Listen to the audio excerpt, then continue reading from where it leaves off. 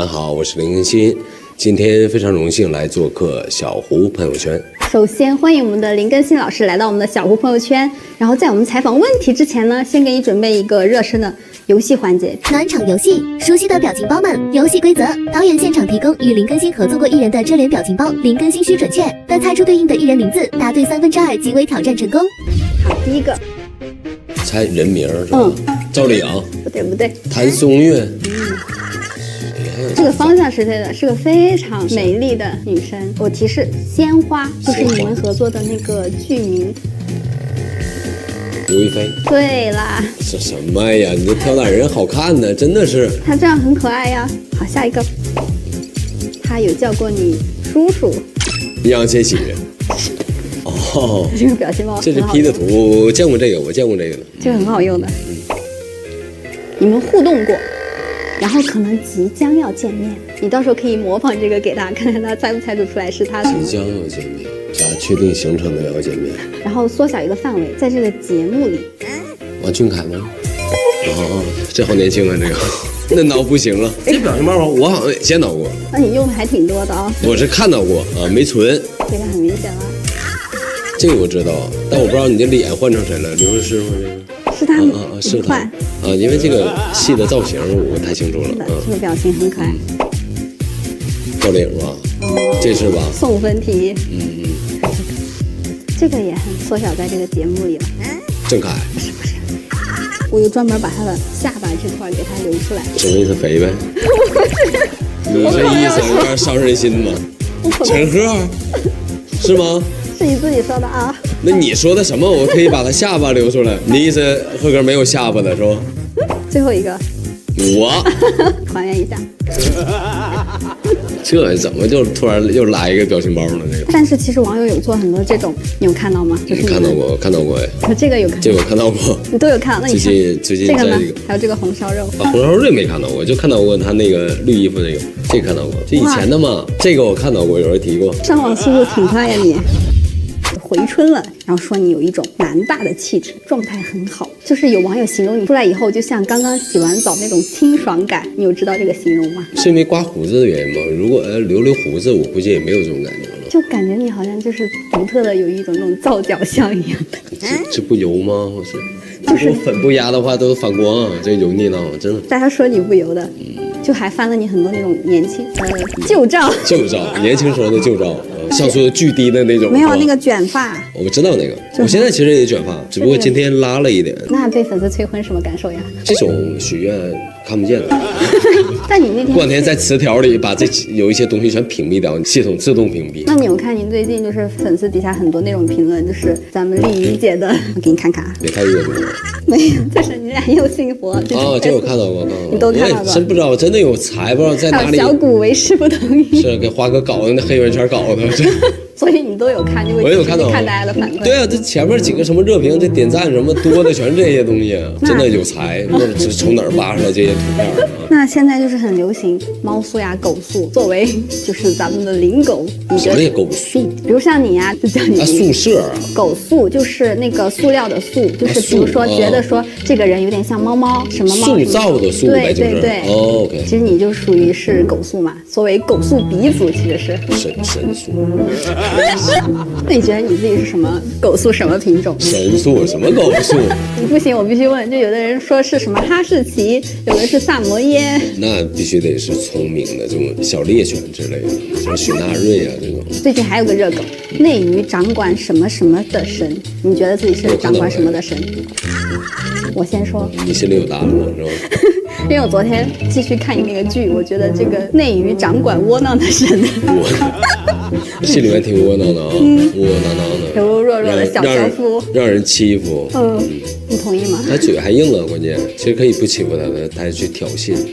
对啊，而且他回归以后还专门去穿一个跟就是人间一样的衣服。神的时候穿的不是有那个垫肩吗？结果他去见沈黎的时候，他还又专门穿回邢云的衣服。哦，那倒不是了，没有那么刻意了，这搞得像我说我演啥我怎么忘了呢？我怎么就非得有一套衣服？这神就得有垫肩吗？啊，对。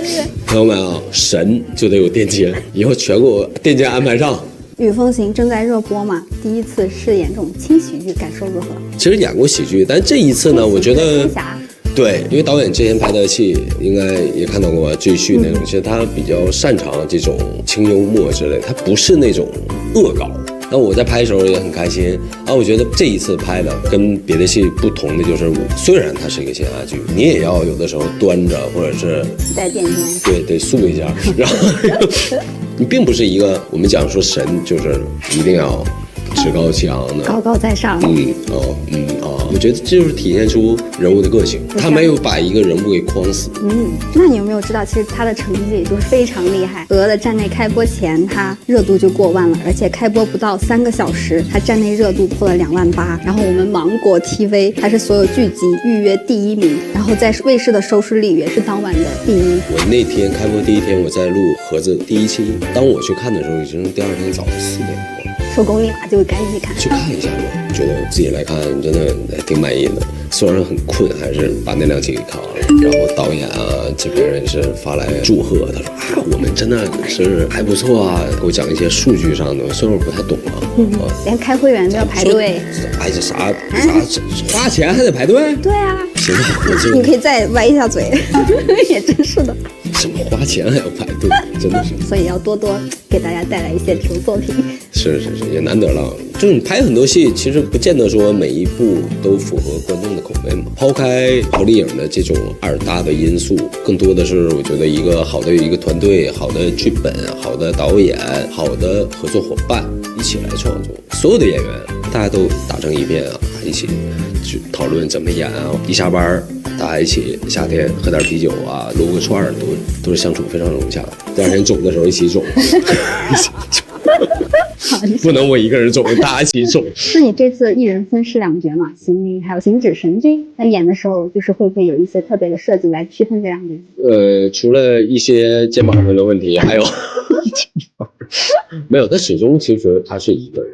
只不过他有没有这个能力，我觉得拿这个来区分。他在人间的时候他就是弱呀。你太狂妄，别人会揍你。我觉得一个人就像他在单位上，他平时在菜市场或楼下小区门口，他的生活状态跟他在公司里面对领导、面对下属状态是不一样的。就是大家说7年了，终于把我们给捞上来了，但是没想到是这样的方式捞上来。因为挺好玩的，原剧本里是没有的。然后有一天我就忘了是咱们几个是聊什么，跟导演聊，我说这么多人都说我们二搭了，但很遗憾这部戏里也没有，因为两个故事。说我们想一想呗，反正正好我们拍到后面了，就拍到我那个部分了。那小院那个部分有那个自然的景观，那个小河，那我们加一个桥段好了。你不要就非得要掉进去，然后他来救我，两个人美美的这上去，我觉得这有点刻意了。轻喜剧嘛，对，符合主题，就刻意了嘛。在杀青那天嘛，就看到那个爱的幕后，一个在那笑哈哈的，一个哭唧唧的，就是网友是有很多种解读的，所以你本人来说一下，当时其实内心为什么会说？因为首先于凤行也好，其他的戏也好，我觉得直到杀青那一天那一刻，我觉得都是挺恍惚的。我觉得一起度过了100多天，第2天可能分道扬镳了，可能你这一生跟你饰演的人物永远都说再见了。加上那一天，我觉得不是惊吓，是一种惊喜。就演着，导演他们就为了给我们一个惊喜，之后嘛把花拿出来啊，一拥抱，我觉得突然就是人到那一个点上吧，就难以控制。加上我是一个比较感性的人，那你觉得这部算不算是给新月的一种圆满？所以它是我觉得算吧，它也是个古装。然后你看这些元素，曾经说能安排到这里的一些元素，咱不太刻意的都给安排到里面了，我觉得已经挺好了吧。就大家念叨着，原来你们也在记挂着这个点，所以又专门设计一个这个环节。对，哇，双向奔赴。就是刚刚说那个表情包，就是你们发布会那天，明宝有夸你嘛，然后你就产生那个非常著名的。夸，我觉得在舞台上怎么了？就是高兴了还是怎么了？这么夸？所以你是不禁夸吗？是不好意思了，哪有那么夸的一个劲儿的啊？平时夸不是那么多呀，怎么回事今天？那我们今天有准备一些网友的彩虹屁，你自己来现场读一读。林更新怎么在我不关注他的日子里变成帅大叔？这是为什么？帅大叔也还好了，只要不开口，就一上怒；没开口，领口。糟糕的家伙，这个林更新奇妙的点在于，他私下再搞笑、再搞怪，他在戏中不会让你出戏。演冰块会，你觉得他冰块，我觉得这是你夸我的一个。对，知道我的专业精神还是在的。林更新就是武媚娘和寡妇，帅让人失去理智，够拼的。这是之前的那个照片。这好久了，彩虹屁各种画，看不了了，稍微多一点有时。当你们面怎么看那个？就能夜深人静的时候自己躺在床上自己看，开开心心的。那之前有透露在《雨风行》里面嘛，说了很多情话，你记忆最深刻的是哪一句？